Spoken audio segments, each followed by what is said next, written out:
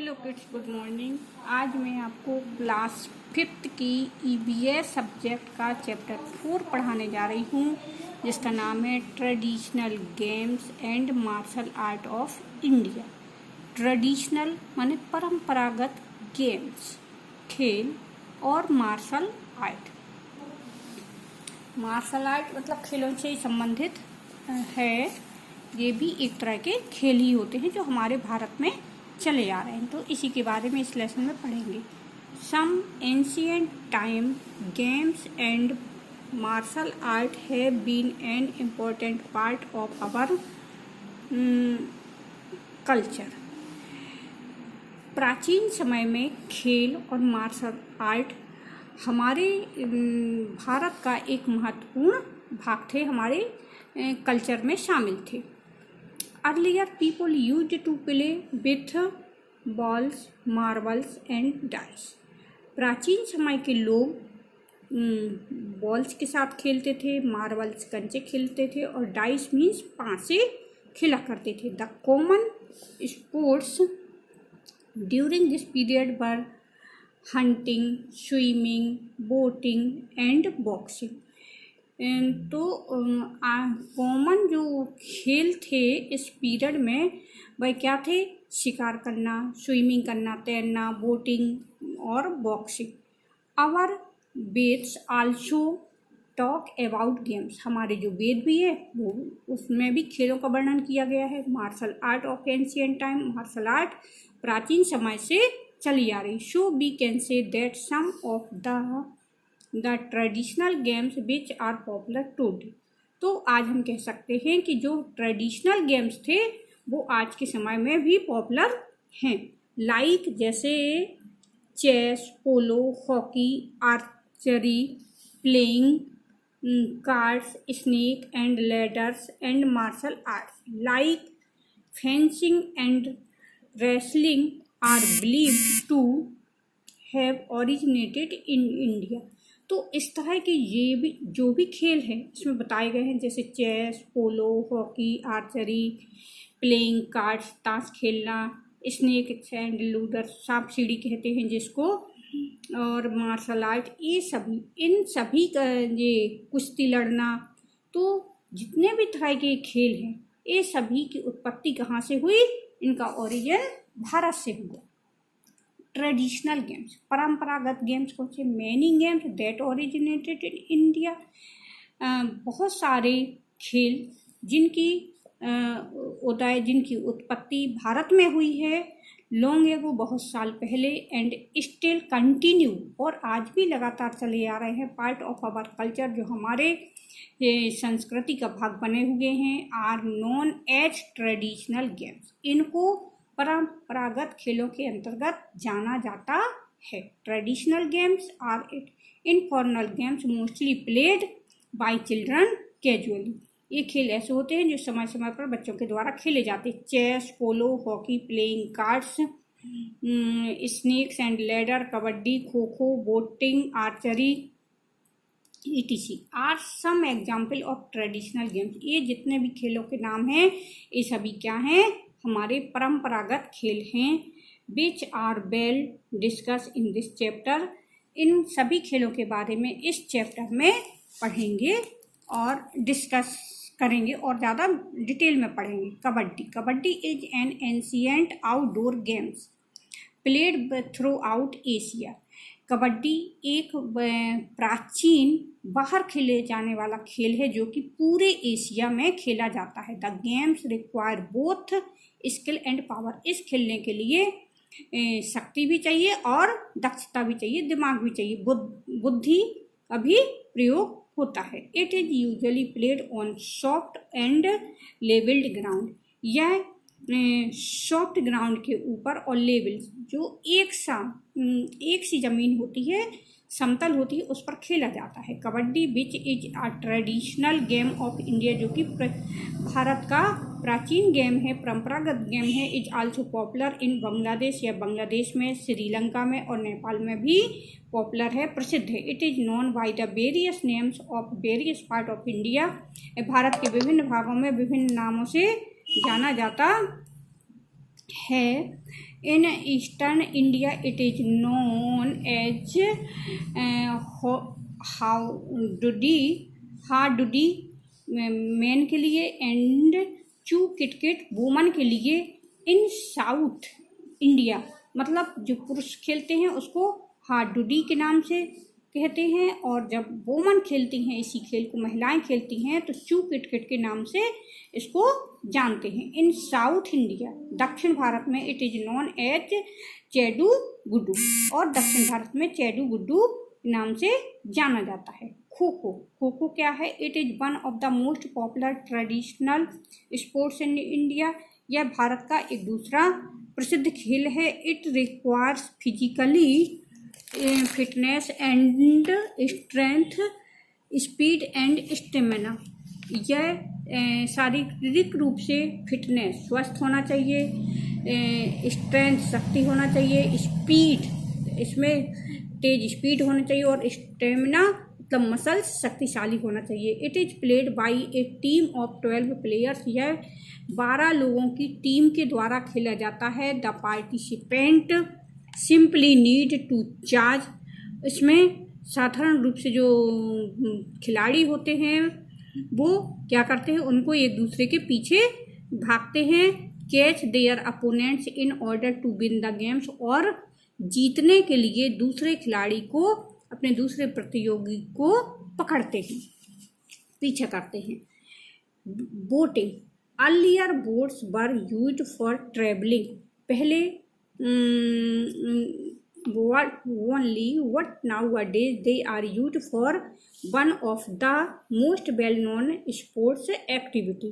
प्राचीन समय में बोट का यूज यात्रा करने के रूप में हुआ करता था, लेकिन आज के समय में यह एक स्पोर्ट्स के रूप में प्रयोग होता है, स्पोर्ट्स एक्टिविटी के रूप में जाना जाता है। Boat races are popular in Kerala. यह केरल का प्रमुख स्पोर्ट्स है। Snake boat race are held in the state on the occasion of the harvest festival Onam in the month of August. और ओनम के अवसर पर जब फसल का सीजन होता है, त्यौहार मनाया जाता है, उस समय यह स्नेक बोट रेस का स्पोर्ट्स किया जाता है, खेली जाती है। आर्चरी, आर्चरी क्या है? एन आर्चरी, आर्चरी मतलब ये धनुष विद्या जिसको कहते हैं। आर्चरी तीरंदाजी या धनुष चलाना। Be propel arrow with the help of a bow. हम एरो को चलाते हैं एक बो, धनुष की सहायता से। एन एंशियंट टाइम, प्राचीन समय में it was used for hunting. इसका प्रयोग शिकार करने के लिए होता था, एंड फॉर कम्बट और लड़ाई के लिए होता था। But now it is used as a sports, लेकिन आज यह खेल के रूप में इसका प्रयोग किया जाता है। A person who participate in archery is known as an archer. जो खिलाड़ी या जो प्रतियोगी यह खेल खेलता है उसको आर्चर कहते हैं। चेस, चेस क्या होता है? देखिए, it is widely accepted that chess originated in India. यह भारत में पूरी तरह ग्रहण किया गया और इसकी उत्पत्ति भी भारत में हुई है। बाज कॉमनली नोन एन चतुरंगा, इसको चतुरंगा भी कहते हैं। It is an indoor games, यह घर के अंदर खेला जाने वाला गेम्स है। And it is said to improve one's intelligence, और यह किसी के दिमाग की, किसी के बौद्धिक विकास के लिए भी, बौद्धिक विकास भी करता है यह खेल जो लोग खेलते हैं। It is a favourite pass time for millions of people around the world. संसार में मिलियंस लोगों के लिए, लाखों करोड़ों लोगों के लिए खाली समय में समय व्यतीत करने का बहुत अच्छा और प्रसिद्ध खेल है, प्रिय खेल है, लोकप्रिय खेल है। पोलो, पोलो इज प्लेड ऑन हॉर्सबैक। पोलो का खेल घोड़े की पीठ पर बैठकर खेला जाता है। It is a team sports in which the objective is to score goal. यह एक टीम स्पोर्ट्स है जिसमें पूरी टीम खेलती है। Goal against an opposing team, दूसरे विरुद्ध टीम के प्रति। It is known as the sports of king, और इस खेल को राजाओं का खेल कहा जाता है। Player score by driving a small white plastic or wooden ball into the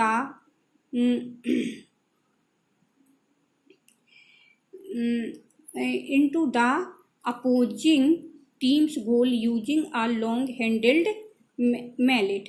तो लॉन्ग हैंडल्ड मैलेट के द्वारा इसको एक प्लास्टिक की बॉल होती है उससे खेला जाता है। The traditional sports of polo is played on a large grass field. प्राचीन समय का जो पोलो गेम था वह बड़े मैदान में घास की फील्ड के ऊपर खेला जाता था। Hockey despite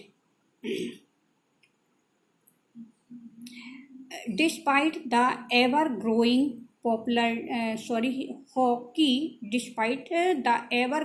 popularity of cricket. यद्यपि क्रिकेट बहुत लोकप्रिय है, बहुत प्रसिद्ध है, फिर भी hockey is still the national game of India.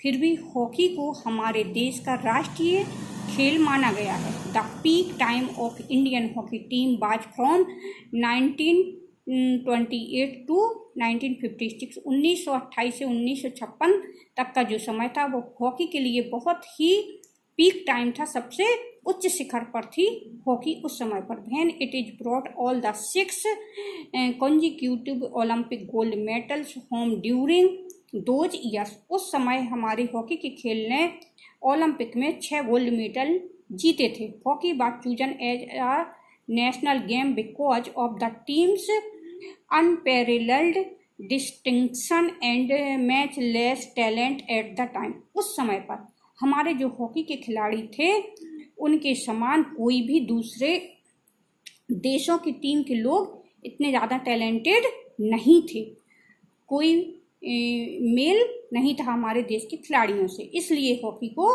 हमारा नेशनल गेम के रूप में, राष्ट्रीय खेल के रूप में चुना गया। The death of the star hero.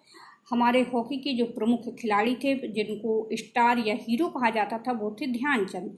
Perhaps was the major reason for the decline of the glory of the game. और शायद हमारी हॉकी का स्तर नीचे गिर जाने का कारण ध्यानचंद की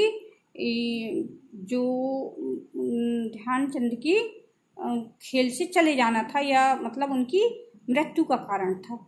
recently a few wins have rekindled the interest of Indians in the long forgotten game.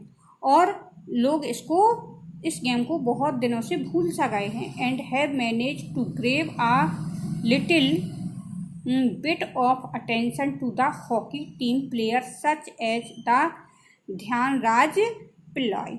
तो इस तरह से इस हॉकी टीम की तरफ फिर से सभी का ध्यान ले जाना जरूरी है, और इसके जो हमारे अच्छे खिलाड़ी हैं वो ध्यानराज पिल्लाई हैं। मार्शल आर्ट क्या है? Martial art is an individual sports. यह एक व्यक्तिगत खेल है। It is an art of saving oneself from any kind of physical attack. इसमें फिजिकल रूप से अटैक या आक्रमण किया जाता है। It generates a thrill of victory over the opponents. और दूसरे के ऊपर जो हमारा प्रतिस्पर्धा होता है, दूसरा व्यक्ति होता है जिसके ऊपर यह खेला जाता है, तो वो उससे यह क्या होता है, जीत हासिल की जा सकती है। Many martial art from have great defence techniques. बहुत सारे मार्शल आर्ट हैं जिसमें बहुत सारी टेक्निक्स होती है। Which attract large number of people, जो लोगों के बहुत आकर्षण का केंद्र भी बना हुआ है। Fencing, wrestling, Kalaripayattu, lathi, karate, kung fu, judo, taekwondo and jujitsu are different form of martial art. तो ये मार्शल आर्ट के तरह तरह के नाम है। जूडो, कराटे भी एक मार्शल आर्ट के अंतर्गत भी आता है, और जितने भी ये नाम दिए गए हैं सभी मार्शल आर्ट के ही प्रकार हैं। Most of these traditional martial art are practised without weapon. और जितने भी तरह के मार्शल आर्ट होते हैं यह बिना किसी वीपन्स के, बिना किसी औजार के खेले जाते हैं। Wrestling is an ancient Indian sports. Wrestling मतलब कुश्ती लड़ना, यह एक हमारा प्राचीन भारतीय खेल है। It was played by the kings of ancient time. प्राचीन समय में राजाओं के द्वारा खेला जाता था। And used to fight with the wrestler of an enemy camp. The wrestler who defeated the rival won the battle. तो इस तरह से जो बैटल में जीत जाता था, दीज डेज रेसलिंग के द्वारा दूसरे राजाओं को हरा देता था। These days wrestling is also practised as a part of body building and recreation. आज के समय में रेसलिंग को बॉडी बिल्डिंग के लिए और खाली समय में मनोरंजन के रूप में खेला जाता है। तो ये फर्स्ट पार्ट फिनिश हुआ। Thank you.